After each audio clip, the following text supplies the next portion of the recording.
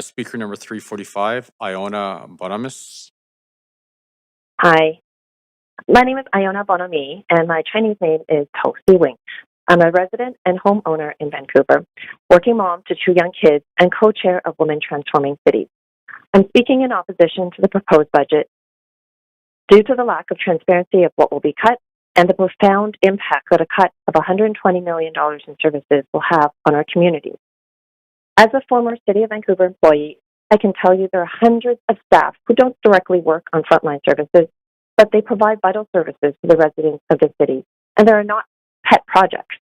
That includes staff who work on childcare, public washrooms, homelessness care services, fighting gender-based violence, road safety improvements, development permits and rezoning applications, and policies that help protect our residents from the impacts of climate change, all of which are so desperately needed in this city, and many of which will help improve public safety and have high social value.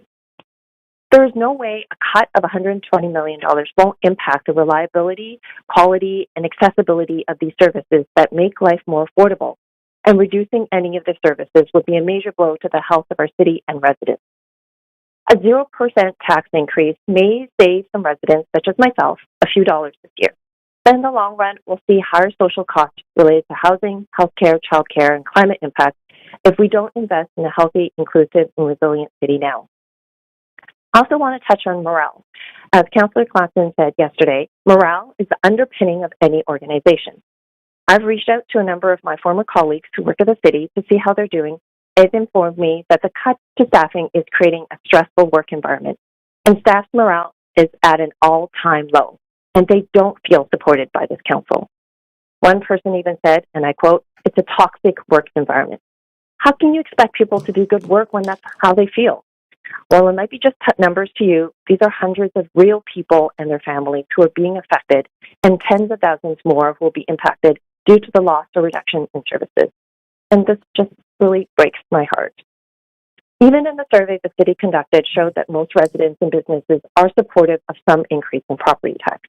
If you support a 0% increase, how can you claim to be a leader who listens to the people when you're completely ignoring the results of a survey that the city conducted? What was the point of doing the survey?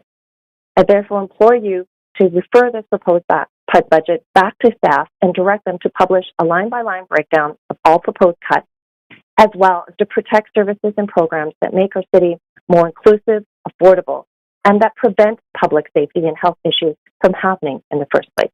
Thank you for your time. Great. Thanks, Iona.